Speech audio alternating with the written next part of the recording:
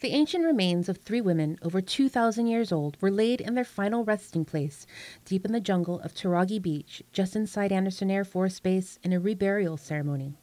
Patrick Lujan is a Guam State Preservation Officer who helped coordinate the internment along with the base. They really did work with us, us taking the lead as to how the ceremony would go, and they were in total support with all the arrangements logistically, and coordinated the whole ceremony with the Chamorro chanters, how things were going to go about.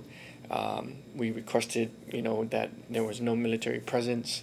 Since 2,000 years ago, there was no military presence, and Anderson granted that with us. So it was a really solemn ceremony.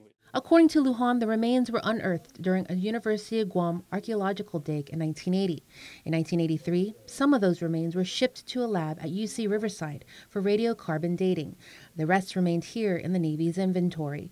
It wasn't until last year where the remains were flown back to Guam. This is the first time we've done reburial in Guam that resembles some sense of traditional reburying, as opposed to westernized reburials that we've grown accustomed to over the past years. On March 23rd, with descendants of Tarague, island dignitaries, Hiro Kurashino, the archaeologist who led the dig in 1980, and the Guam State Historic Preservation Office in attendance, the remains, wrapped in linen and placed in woven coconut leaf baskets, along with artifacts found with them, were lovingly placed in the ground during a ceremony in Chamorro.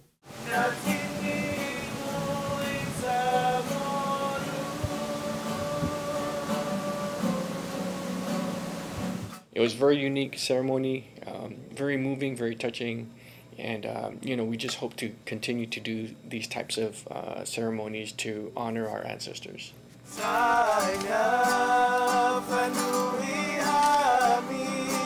Joan Aguon Charfauros, KM News.